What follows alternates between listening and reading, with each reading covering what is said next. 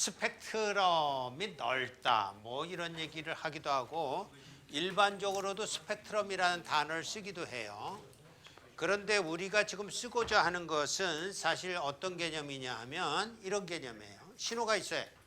이렇게 신호가 있으면 여기서 끝나는 신호가 아니라 이게 주기적인 신호로 계속 반복되는 신호일 때 결국 시간 영역에서는 이렇게 표현해야 될 거 아닙니까? 이렇게 표현한다는 얘기는 모든 시간에 대해서 값들이 존재한다 그런 얘기예요. 그런데 보다시피 이게 계속 된다고 한다면 굳이 정보를 이렇게 지저분하게 다 표현할 필요가 있을까 하는 거죠.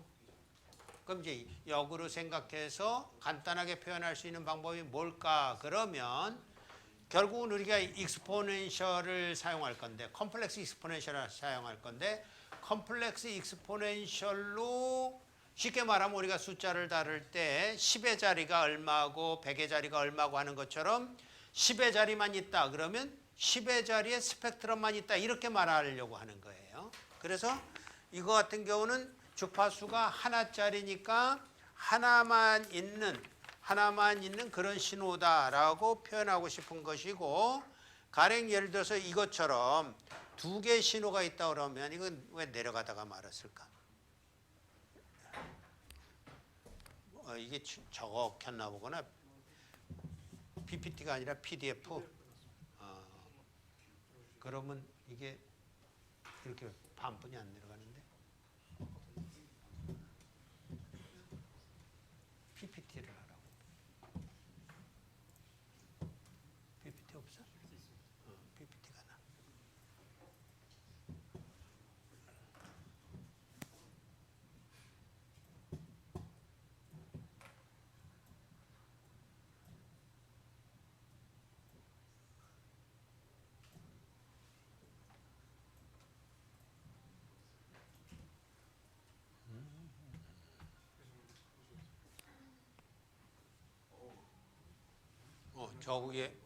저 위에 편집 사용 지우고.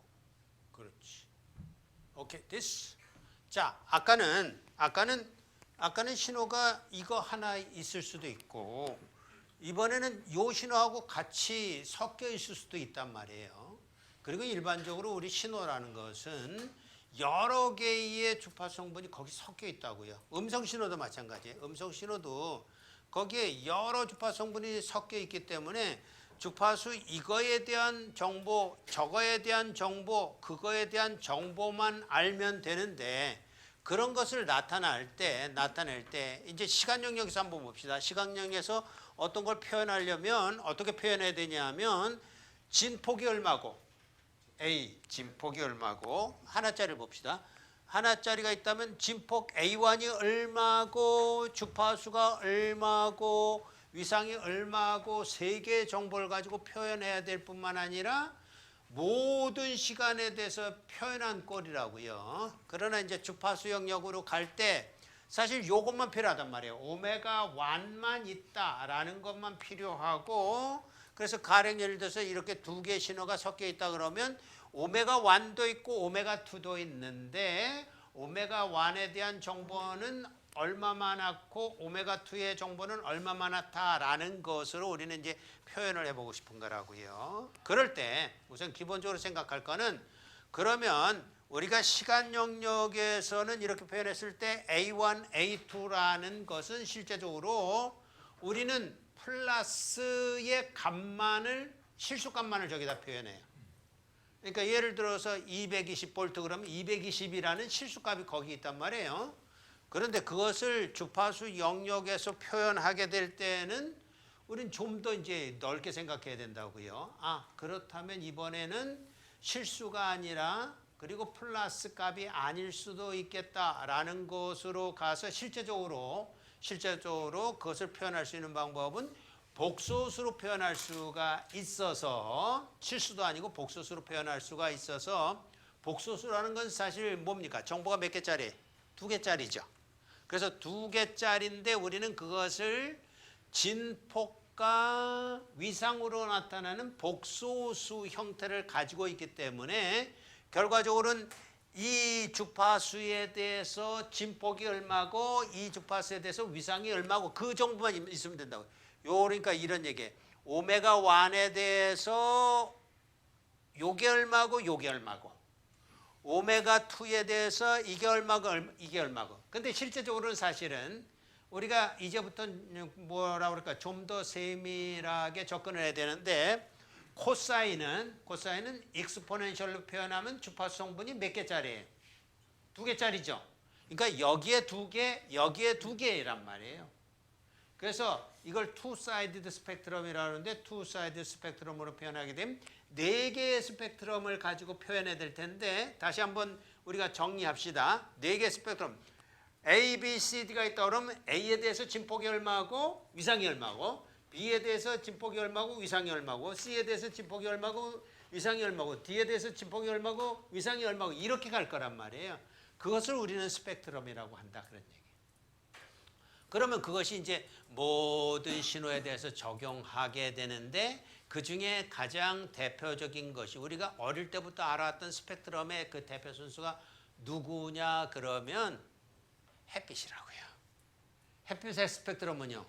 X선도 있고 감마선도 있고 뭐 온갖 잡다한 게 다 있지만 그래도 눈에 보이는 가시광선이라고 했을 때는 빨간 대역폭, 주황 대역폭 이랬잖아요. 빨주, 노초, 파남보 7개의 스펙트럼 대역이 있다 그랬잖아요. 그때는 스펙트럼 하나하나가 아니라 대역이었다고.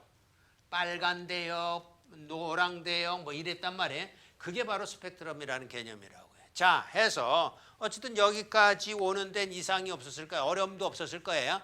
그래서 이것을 나타낼 때는 사인이나 코사인으로 나타낼 때는 아니면 코사인으로 하나를 그 대표 선수로 나타낸다 이러면 이거 같은 경우는 오메가 1에 대해서 크기가 A1이고 위상이 P1이다 라고 표시하면 되겠고 오메가 2에 대해서는 크기가 위상이 A2고 그리고 크기가 A2고 위상이 P2다 이렇게 표현하면 되겠지만 우리는 이렇게 안 한단 말이에요.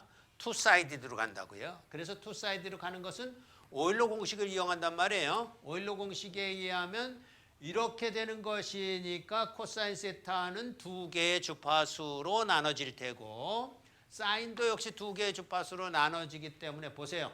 여기도 그렇고 여기도 그렇고 이제 복소수로 가는 게 보이잖아요. 그래서 복소수로 가기 때문에 그런 신호를 나타낼 때 이렇게 나타내는데 요 익스포넨셜에 대해서 요만한 스펙트럼이 있다 이렇게 말하고자 하는 거예요. 요 주파수에 대해서 요만한 스펙트럼이 있다. 근데 스펙트럼 보니까 어때요? 아까 A1, A2는 실수였지만 이번에는 A1, A2만 있는 게 아니라 2분의 A1에다가 위상까지 들어갔잖아. 그러니까 결국은 복소수로서 표현되는 스펙트럼이 되어서 결과적으로는 스펙트럼은 주파수 선수마다 주파수 성분마다 표현하는 걸 스펙트럼이라고 할진데 주파수마다 뭐가 있느냐? 2개가 있단 말이에요. 복소수니까 크기가 있고 그리고 위상이 있다. 이런 얘기죠. 크기와 위상이 있다. 두 번째 신호 이렇게 합성된 신호를 볼 때는 여기도 마찬가지로 하나, 둘 그러니까 하나, 둘, 셋, 4개로 나눠주면서 각각이 크기와 이상이 있는데 그러나 여기서부터 이제 우리가 어떤 그 특징을 볼 수가 있는데 여기 A1, A2는 분명히 양의 실수라고 그랬어요. 양의 실수. 근데 실수라고 할지라도 일로 내려왔을 때는 요거하고 요거는 크기가 같아요. 그리고 위상이 반대예요. 여기 크기가 같아요. 이거 매그니튜드를 취하면 여기는 크기가 없는 거예요. 위상에는 크기가 없어요. 크기가 2분의 A1이고 이것도 2분의 A1이고 위상은 이거는 P1이고 이거는 마이너스 P1이라고요. 그래서 다시 이제 뭐 미리 얘기를 하자면 결국은 크기라는 매그니튜드 또는 앰플리튜드 스펙트럼이라고 그러는데 매그니튜드 스펙트럼은 이븐 시메트릭하고 위상은 아드 시메트릭해요. 그런 특징이 있어요. 그리고 여기도 마찬가지로 요거하고 요거는 이쪽 주파수하고 이쪽 주파수의 크기가 같단 말이에요. 그러니까 이븐 시메트릭하고 이거하고 이것의 위상이 마이너스 관계잖아요. 그래서 아드시메트릭하다라는 것을 그런 특징을 우리가 미리 알아볼 수가 있습니다. 자, 그래서 양측 스펙트럼, 투사이드 스펙트럼 그러는데 이제부터는 이게 디폴트예요. 그러니까 원사이드 스펙트럼이 이제 디폴트가 아니기 때문에 그거는 굳이 설명하려면 원사이드 스펙트럼 이렇게 말해야 되는 거고 스펙트럼 그러면 이게 디폴트니까 이걸 말하는 거란 말이에요. 우리끼리는 다른 사람은 어떻게 하든지 간에 그래서 각 주파수의 정연파 오메가 n이라는 것은 어쨌든 이런 형태가 될 텐데 매그니튜드 스펙트럼 이렇게 그 이분 시메트릭한 게 보이고 그죠?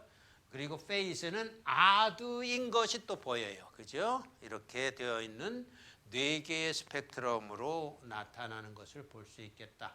n개의 스펙트럼이라면 n개의 정연파를 더해 만들어진 스펙트럼이라면 마찬가지로 시누소이달 이럴 테고 그리고 익스포넨셜로 표현하면 또 2배가 될 테고 그렇게 되는 것을 봐요. 그래서 어쨌든 여러 주파수의 AN이 있고 위상이 있고 크기가 있고 위상이 있는데 그것이 다 주파수의 함수로서 표현할 수 있는 그런 아주 좋은 방법이 있게 된다라는 거지요. 그래서 주파수 성분의 개수는 유한할 수도 있고 무한할 수도 있고 그래요. 그거는 상황에 따라서 다르고. 자, 푸리아라는 거장이 이제 세상에 태어났어요. 나타났어요. 그리고 무언가 주장을 했어요. 뭐라고 주장했냐면 신호가 있다면 이 신호는 어쨌든지 정연파 또는 컴플렉스 익스포넨셜을 가지고서 얼마든지 표현할 수 있다. 이렇게 말한 거예요. 쉽게 말하면 이런 얘기예요. 신호가 있다면 그 신호는 주파수 성분을 가질 텐데 그렇다면 시간 영역에서 표현하려면 정보를 가지고서 다 표현해 봐야 되지만 우리는 그것을 주파수 성분으로 분석을 해서 주파수별 즉 스펙트럼당 크기가 얼마고 위상이 얼마다라고 표현할 수 있다. 그렇게 말한 셈이에요 결국은. 그래서 푸리의 이론이라는 건 뭐냐 하면 우선 이제 우리는 제일 먼저 다룰 게 주기신호를 다룰 겁니다. 아까 시누소이달 봤듯이 그게 다 주기신호란 말이에요. 주기신호인 경우에는 특징이 이건이다. 주기신호라면 이거죠. 이것에 의해서 파워라고 파워. 에너지 레벨이 아니라 파워 레벨이에요. 그래서 파워 레벨이면 이쪽에서 다루는 모든 물리량은 파워 형태로 정의해서 쓸 거란 말입니다. 쉽게 얘기해서 이런 얘기예요. 우리 그냥 처음으로 돌아가서 이런 신호가 있다고 했을 때 이런 신호가 한 개짜리가 있다고 했을 때 이걸 에너지로 표현하면 어떻게 된다고요? 표현할 수가 없죠. 무한대가 되죠. 그렇죠? 그러니까 한 주기만 우리는 이제 초점을 맞추면 된다고. 한 주기에 그 파워가 얼마나 되느냐를 알면 되는 거예요. 왜 그러냐면 이것의 파워가 커요, 저것의 파워가 커요. 이게 아니죠. 크기가 이게 크잖아. 난시야? 야, 이게 크단 말이에요. 근데 그 크기를 에너지로 얘기할 수는 없어요. 왜냐하면 에너지로 얘기하면 저놈도 무한대, 저놈도 무한대고. 그러니까 파워로 얘기할 수밖에 없다. 파워로 얘기해서 이게 저놈보다 크다라고 얘기하면서 그 얘기는 뭐냐면 파워로서 크기를 주파수마다 표현할 수 있다 이런 얘기예요. 그러니까 이제 우리가 할 수 있겠다. 그게 이제 푸리에가 주장한 거란 말입니다. 푸리에의 이론이라는 것이 그런 의미란 말이에요. 그래서 첫 번째로 신호가 주기 신호인 경우 이와 같이 여러 정연파의 가중치는 합으로 표현이 가능하며 주파수 성분은 기본 주파수 펀더멘탈 프리퀀시라고 하는 오메가 제로의 정수배 고조파 n번째 고조파로 표현할 수가 있다. 그래서 이렇게 표현하겠지만 우리는 이렇게 표현한다. 우리는 CN이라는 것을 여러분이 책을 가지고 있다면 이게 소문자로 써 있는데 소문자로 쓰면 조금 곤란해. 그래서 대문자로 쓰든지 아니면 우리는 아싸리 이렇게 쓴다. 이게 시간 영역에서의 시간 함수라고 한다면 이거는 주파수 영역에서의 스펙트럼을 나타내는 그런 표현 방법이다라고 해서 결과적으로는 여기 보면 고조파가 무한대개가 있는 거죠. 그죠? fundamental frequency. 그러니까 다 있다 그런 얘기가 아니라 다 있을 수도 있다 그런 얘기예요. 하나가 있을 수도 있고 아까 얘기했던 맨 처음에 그 시누소이달 하나짜리는 뭐예요? 스펙트럼 몇 개짜리? 2개짜리죠. 그 다음에 2개가 합성된 거는요 4개짜리죠. 그렇게 된다 그런 얘기예요. 그런 형태로서 이렇게 표현할 수 있겠다. 그리고 여기 나타나는 이 오메가 제로라는 것은 결과적으로는 T0분의 2파이라는 그런 독특한 주기에 관계된 펀더멘탈 프리퀀시를 말한다. 그렇게 됐죠. 그럼 비주기 신호일 때는 그럼 못하냐? 그죠? 비주기 신호는 뭐예요? PP가 아니라 A죠. A 피리어드이기 때문에 에너지 타입으로 이제 표현을 해야 된다고요. 그러나 에너지 타입으로 표현할 수 있다이니까 민주야 많이 졸립지? 민주야 정신 차려. 비몽사몽간에 막 조는 것 같아. 비주기 신호일지라도 에너지 타입으로 표현하면 역시 스펙트럼으로 표현할 수 있단 말이에요.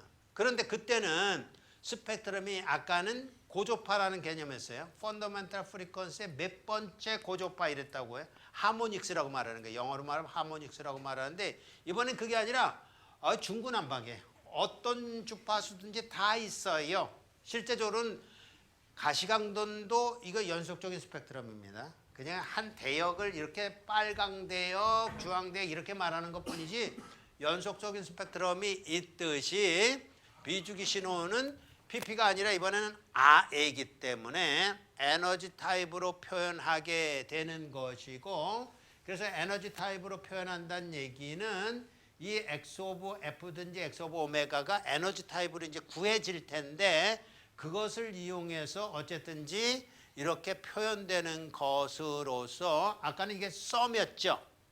썸이라는 게 뭐라고요? 뭐라고 말한다고? 펀더멘탈 프리퀀시의 정수배가 되는 고조파. 이런 게 그냥 여러분 머릿속에 이렇게 그려져야 된단 말이에요. 지금 그게 아니라 중구난방 모든 주파수가 자유롭게 존재할 수 있는 그런 형태로서 비주기 신호는 표현할 수밖에 없는데 아까 그것을 우리는 푸리에 시리즈 계수라고 그러고 푸리에 시리즈라고 그러고 이거를 푸리에 트랜스폼이라고 그러고 푸리에 트랜스폼의 역함수라고 그러고 그러면서 우린 두 가지 타입을 이번 학기 내내 공부할 것이다. 그런 얘기예요. 자, 그럼 이것이 이제 기본이 되는 것이 지금부터 정리하는 내용은 이거는 이제 책에 없는 내용이고 우리는 뭐 사실은 여러분하고 나하고는 뭐 1학년 때부터 지금까지 계속해서 공부를 해왔기 때문에 2학년 때 배웠던 정전기학, 정자기학의 내용이 여기에 연관되어 사실은 그게 연장된 거란 말입니다. 이걸 사실 그 통합을 못 시키는 바람에 굉장한 오해들을 하는 경향들이 있어요. 그러니까 뭐 가령 예를 들어서 윤배야, 이성주 교수님 전공이 뭐야? 그러면 회로이론이라고 말한다고. 내가 전공이 뭐야? 그럼 전자기학이라고 말한다. 그런 게 세상에 어디 있어요? 에? 전자기학이나 회로이론은요 우리가 하는 학문의 기초예요. 누구나 다 해야 된다고. 그래서 뭐 전자기학 가르치는 교수님하고 신호철이 가르치는 교수님은 전공해 달라고 그런 거 없어요. 그게 다 똑같은 신호를 다루는 거거든. 결국은 전자기학이나 신호철이나 신호화 시스템이나 이거는 전자기파를 다루려고 배우는 거예요. 전자기파를. 전자기파가 시간의 함수이기도 하지만 공간의 함수이기도 하다. 그래서 우리는 뭐부터 배웠어요? 공간의 함수부터 배웠죠. 2학년 때 전자기학으로. 왜 그랬어요? 공간의 함수라는 것은 3차원이기 때문에 아주 쉽다고요. 3개뿐이 없으니까.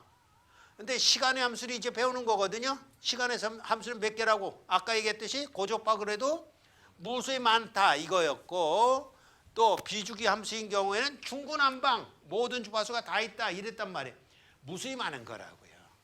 그러니까 이제는 조금 더 집중해야 되고 정신을 잘해야 되지. 근데 존단 말이에요? 그러면 안 되지. 예?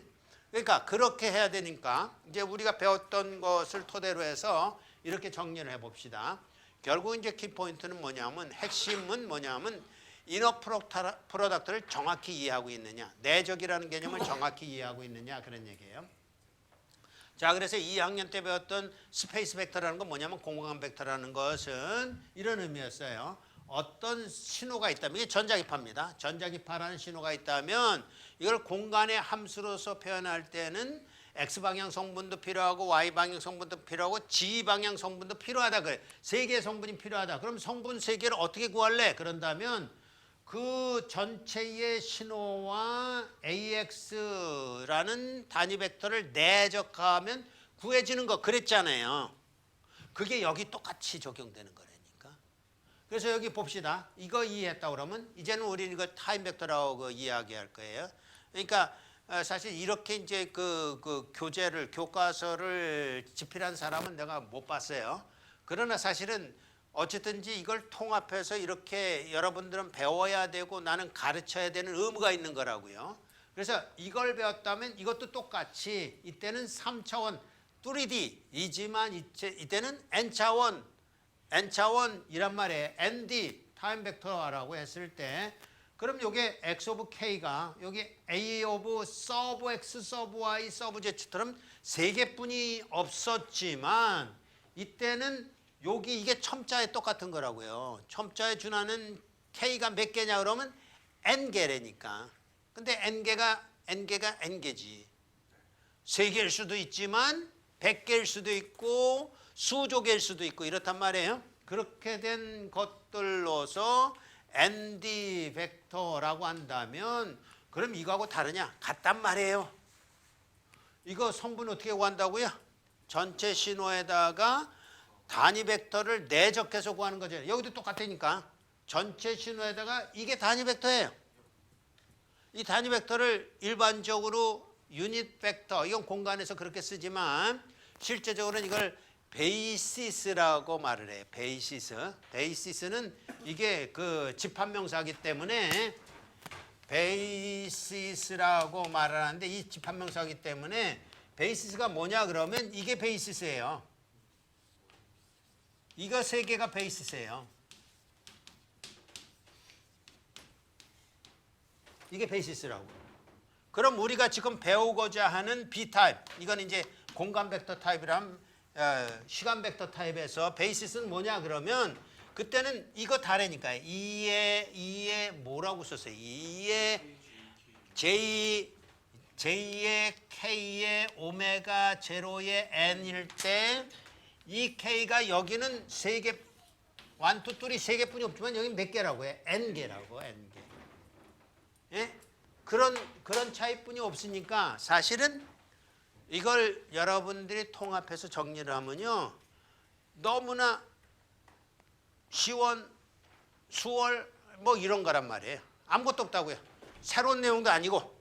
그래서 그런 의미로서 이제 우리는 내적이라는 개념을 익혀가고 강조할 것인데 이때는 내적하는 거 알잖아요. 이때는 크기와 크기를 곱해주고 사이각이 있다면 그것의 코사인을 취해서 곱해주는 걸로 결정이 되지만 이때는 또 다른 타입으로서 요것 속에 요게 있다라는 건 어떻게 하냐면 요것 곱하기 요것의 컨주게이트를 취해서 이게 복소수기 때문에 그래요. 컨주게이트를 취해서 여기 그래서 컨주게이트 취했죠. 그래서 모든 시간에 대해서 결국은 이렇게 패턴을 맞춰보는 거예요. 이게 패턴 맞춰보는 거라니까. 자, 윤배, 눈 크게 떠봐. 눈이 지금 두 개잖아. 그러면 로봇이 눈이 두 개라는 걸 어떻게 하냐면요. 눈과 같은 이런 그 타원형의 그 패턴을 가지고 이렇게 매칭을 해보는 거예요. 매칭을. 머리를 지난 동안은 없네. 조금 더 가보니까 여기도 하나 있고 여기도 하나 있고. 그래서 두 개라는 게 판단이 되는 거라고요. 그걸 패턴 매칭이라고 그러는데 이게 패턴 매칭이에요. 결국은. 이 모든 신호 속에 AX가 얼마나 있는지를 패턴을 매칭하는 거라고요. 이게 10개가 있다면 여기서 3개, 여기서 3개, 여기서 4개가 나와야만 되는 거라고요. 그거는 여기 똑같다고요. 이 모든 전체 신호 속에 이 패턴을 얼마나 갖고 있는지를 물어보는 건데 그걸 일반적으로 뭐라 그런다? 이너 프로덕이라고 그런다고요. 그래서 이너 프로덕을 하는 방법이 이게 우리가 다루는 첫 번째 방법인데 주기 신호이기 때문에 PP예요, A예요? PP죠. 그럼 여기 파워 타입으로 해야 된다 그런 얘기입니다. n분의 1이라는 파워 타입으로 내적을 해서 그것을 얻어내는데 이걸 우리는 뭐라고 부르냐면 푸리에 시리즈 계수라고 불러요. 푸리에 시리즈 계수를 구하는 것인데 그게 실제적으로는 수학에서는 내적이라는 개념이다 이런 거죠. 자, 그래서 결과적으로는 그것이 왜 가능하냐 그러면 그 베이시스 간에는 베이시스의 멤버들 간에는 오소노말리티가 만족이 돼요. 오소노말리티라는 건 뭐냐면 오소라는 말 속에는 직각이다 그런 개념이 있고 노말리티라는 말 속에는 일로 노멀라이제이션 됐다 그런 얘기입니다. 그래서 AX 내적하면 1이 되겠죠. AX, AY 내적하면요 0이 되는 거예요. 그게 오소와 노말이라는 개념이에요. 그래서 오소와 노말이라는 얘기가 뭐냐면 M과 K가 일치할 때만 우리 델타 펑션 이제 배웠잖아요. 그래서 M-K가 0일 때만 즉 M이 K일 때만 1이라는 값을 갖고 있어요. 사실은 요거는 우리 어떤 면에서는 안 배웠을지도 모르겠어요. 왜냐하면 이런 경우에는 이게 디스크리트한 거거든요. 지금 컨티뉴스한 것만 배웠죠. 컨티뉴스한 건 뭐였었어요? 그게 0일 때만 존재하는 거였는데 이건 이제 1, 2, 3, 4 이렇게 디스크리트한 뭐라 그럴까요? 값에 대해서 0일 때만 1이다 그런 의미가 돼요. 하여튼 뭐 의미는 전달될 수 있으니까. 그래서 이렇게 되는 것이듯이 마찬가지로 이제 오소노말리티가 컴플렉스 시누소이달에도 존재하는데 우린 2학기 동안에 4개를 배우는 거라고요. 애게예요, 애게. 겨우 4개 배워요. 4개. 많은 것도 아니야. 이번 학기에 2개 배운다고. 2개 배워서 이거 뭐라고? PP. 요거 뭐라고 해? AE. 이거 뭐라고 해? PP. 요거 AE. 이렇게 배우는 거예요. 그래서 PP 배울 때는 파워 타입으로 AE 배울 때는 에너지 타입으로 내적을 하고 여기도 마찬가지로 PP니까 파워 타입으로 내적하고 AE니까 에너지 타입으로 내적하는데 그랬을 때 이렇게 된단 말입니다. 같은 베이시스 간의 내적은 1이 되도록 만든 거예요. 1이 되도록. 그러니까 아주 잘 만들었죠. 왜 잘 만들었냐면 여긴 전력으로 하는데도 1이고 에너지로 하는데도 1이다 이렇게 됐잖아요. 왜 그랬을까? 거꾸로 얘기하면요. 당연한 얘기입니다만은 파워 신호에 대해서는 파워를 구하면 유한한 값이고 에너지를 구하면 붕 사라지잖아요. 그런 원리나 똑같은 거예요. 에너지 타입은 파워를 구하면 어떻게 돼요? 빵이 되죠. 그러니까 에너지 타입은 에너지를 구하면 그게 노멀라이제이션 될 수 있는 그런 이제 크기란 말이에요. 그래서 이렇게 되는 것을 볼 수가 있겠다 하는 거죠. 자, 그래서 실제적으로는 4가지 타입이 전부 다 많지도 않아요. 4가지 타입. 다시 한번 정리를 해봅니다. 이번엔 제1 원리인 카다피 원리입니다. 카다피 원리에 의해서 이거 무슨 타입이라고요? PPI에 PPI니까 PP라는 거 염두에 두면서 거기다가 C가 붙었으니까 C니까 카다피 이론에서 A란 말이에요. 그죠? 이거는 P네, P. 이게 아마도 P겠죠. 그렇죠, 여기죠. 컨티뉴어스 피리어딕이니까 스펙트럼을 구하면 뭘로 나온다? P에서부터 디스크리스 나오고 C에서부터 A 피리어딕이 나오니까 DA 타입이 나온다고. 이게 DA예요. DA 타입이 나오는데 DA가 어떻게 된다고요? 요거하고 요것을 내적하는데 PPI이기 때문에 파워 타입으로 스펙트럼을 구한다. 이런 것이에요. 기껏 해봐야 그거라고. 그러니까 우리 많이 배운 것 같지만 두 가지 계속 배우는 거예요. 카다피, 그 다음에 PPI, 이거 두 개 가지고 가는 거예요. 이건 뭐라고요? PPI입니다. 집중하세요. PPI인데 A 피리어딕이에요. A 피리어딕이면서 컨티뉴어스니까 결과적으로 스펙트럼도 CA니까 A에 해당되니까 에너지 타입으로 이렇게 내적을 하면 되겠다라는 것이고, 이건 2학기 때 배울 거니까 그냥 놔두고, 어쨌든 눈으로만 보면 PPI, 그 다음에 카다피 중에 C에 해당되냐 D에 해당되냐 그거 가지고 결과적으로는 수식도 해결되고 내용도 이해되고 점수도 잘 받고. 이걸 뭐라 그래? 연배. 아니지. 응? 그거 말고 일반적인 속담으로. 일석이조. 또 꼭 먹고 알 먹고 또. 누워서 떡 먹기.